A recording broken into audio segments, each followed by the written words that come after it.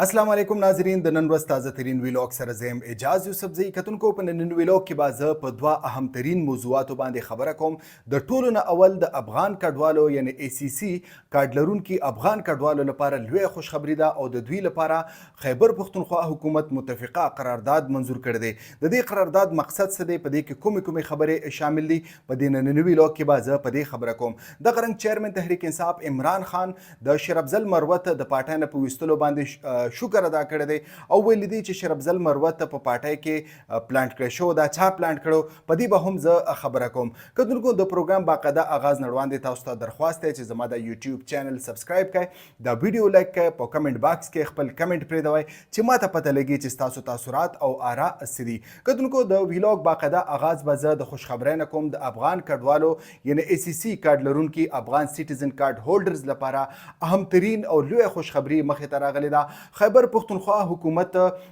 متفقه قرارداد منظور کړی دی په دې متفقه قرارداد کې درې موضوعاتو باندې مطالبات شوي دي د ټولو نه اول په دې کې دا مطالبه شوې ده چې خیبر پښتونخوا یا په ټول پاکستان کې چې څومره هم افغان کډوال دي ای سی سی کارډ لرونکي دي د دوی مدت چې کوم دی یعنی د بېدخلۍ چې کوم مدت دی په دې کې د توسیع وکړي شي د دې څه مقصد کیدلی شي د دې قرارداد مطابق د افغان کډوالو په پاکستان کې ډېر لوی کاروبارونه دي واړه کاروبارونه هم لري لوی کاروبارونه هم لري دلته جایدادونه دي دلته کورونه دي دلته بالو بچ دی نو د دې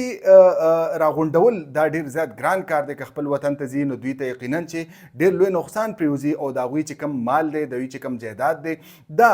چې کوم دی متاثر کېدلی شي نو خیبر پښتونخوا حکومت دا ګڼله چې د وفاق لخوا چې کوم د مهاجرینو بېدخلۍ دا سلسله ده په دې کې د لږه نرمي راوستلی شي او په دې کې د مدت ورکړی شي چې څونه مهاجرین دي ای سی سی کارډ لرونکي دي د دوی د خپل چې کوم دلته معاملات دي یا د هغوی پراپرټي ده یا چې کوم نور د هغوی بزنسز دي دا په مکمله توګه دوی سرته ورسي او د هغې وروسته بیا چې کوم دی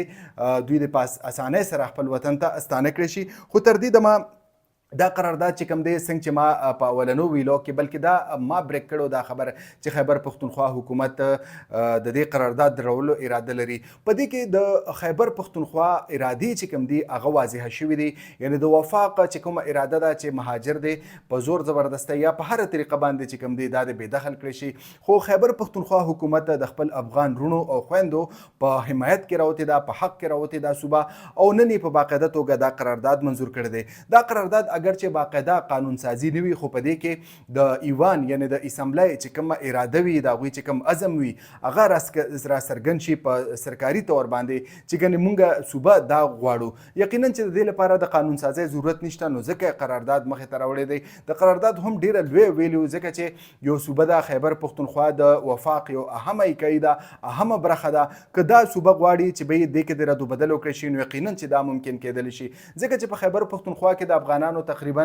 43 کیمپونه دي او په دې کې زیاتره چې کوم دی ای سی سی کارډ لرونکي دي ای سی سی کارډ لرونکي هغه افغان کډوال دی د چا رجسټریشن چې د یو ان ایچ سی آر سره نه ده شوی په حکومت پاکستان په باقاعده توګه د ای سی سی کارډ اجرا په کال 2019 کې کړې وه نو د دې ای سی سی کارډ لرونکو چې کوم تعداد دی په دې کډوالو کیمپ کې عموما په پاکستان کې ویل کېږي چې تقریبا 8.5 لکه د دې تعداد دی خو په کډوالۍ کیمپونه چې کوم دي په خیبر پښتونخوا کې 43 کیمپونه دي او ویل کېږي چې په دې کې تقریبا 50,000 پورې ای سی سی کارډ لرونکي دي او دوی خپل وطن ته د تلو اراده نه لري د دې بنیادي وجه هم دا ده چې په دې کې تقریبا 70% یعنی 80% پورې د دوی ماشومان چې کوم او نور خلک چې کوم دي دا په پاکستان کې پیدا شوي دي د دوی سیټینګ د دوی سوشل سیټینګ په پاکستان کې دی د دوی کاروبارونه که لوی کاروبارونه دي که کاروبارونه دي زیاتره پکې رشتې هم شوي دي د چا چې رشتې شوي دي هغوی هم د مشکلاتو سره مخ دي او ویل کېږي چې دغه خلک هم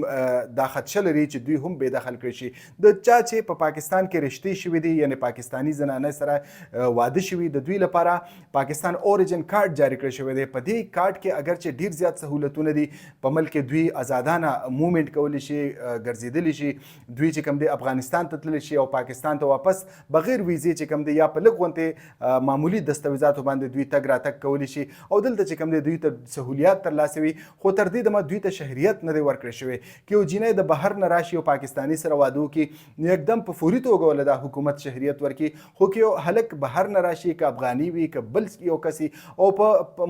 اتفاقا د پاکستان کې دلته هغه واده وکړي نو بیا هغه ته شهریت نه ورکول کېږي صرف دغه پاکستان اوریجن کارډو ته ورکول کېږي نو په خیبر پښتونخوا کې چې څومره هم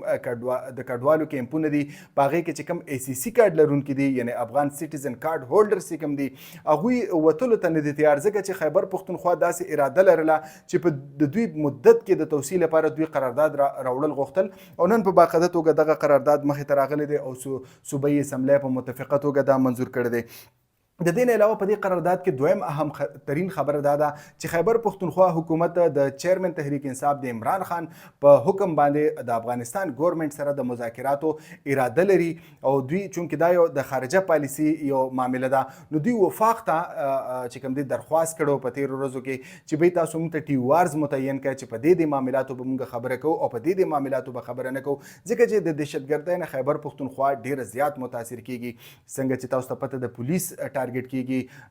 آرمی ټارګټ کیږي او عام خلک ټارګټ کیږي کاروبارونه متاثر کیږي سوشل لایف چې کوم دی دا متاثر کیږي نو خیبر پښتونخوا حکومت د دې قرارداد په ذریعہ یعنی په نننی قرارداد کې دا هم شامل دي چې وفاق نه دا مطالبه کړې ده چې صوبې له دې اجازه ورکړي شي چې دوی د افغانستان سره خپل معاملات چې کوم دي هغه حل کړي او د دهشتګردۍ دا مسله چې کوم ده د سر وخوري کتونکو دغه رنګ یو بل قرارداد په صوبایي اسمبلی کې منظور شوی دی د فلسطین لپاره په فلسطین کې چې کوم ظلم روان دی په دې معامله باندې د OIC اجلاس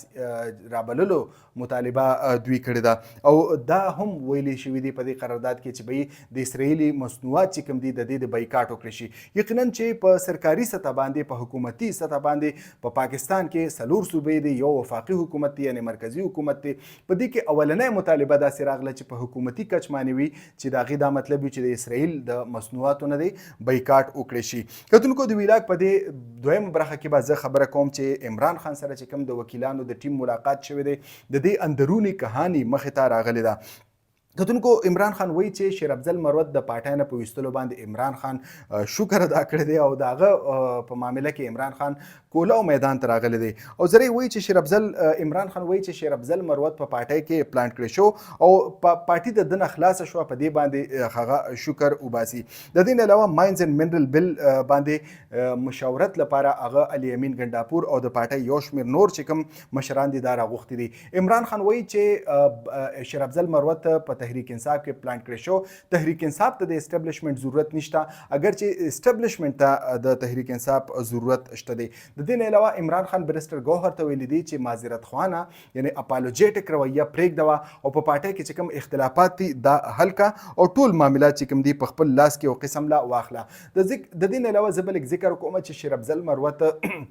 معامله ولې خراب شوه تقریبا کال دو مخکې چې کله MBS د پاکستان یعنی محمد بن سلمان څوک چې سعودي عرب ولی عهد دی هغه د پاکستان د دورې اراده لرله او د هغې وروستو چې کوم دی اعلی سطحي یو وفد پاکستان ته را روانو نو هغې یو بیان جاري کړ شیر افضل مروت او وی ویل چې د عمران خان حکومت ماتولو کې د محمد بن سلمان یعنی د سعودي عرب لاستې په اسانو الفاظو کې دغه دا مطلب و دا یو ډېر زیات خراب بیان و د دې له وجې خارجه پالیسۍ ته هم نقصان ورسېدو دغه رنګ د تحریک انصاف او دغه رنګ د سعودي عرب چې کوم حکومت دی یا محمد بن سلمان دی د هغې تعلقاتو ته د زچ رسولو کوشش په دې کې شو د دې نه علاوه سلمان اکرم راجا کله چې عمران خان اډر وکړ چې دا د پارټۍ جنرال سیکرټري کوي په دې باندې هم شیر افضل مروت ډېر زیات اعتراضات کړي او ویلي چې بهی دا د پارټۍ د آیین خلاف دی او دا دی او دا هغه دی بیا وروستو عمران خان ته چې پته ولګېدله نو عمران خان باقاعده ووایي چې بهی زما څه احکامات دي هغه به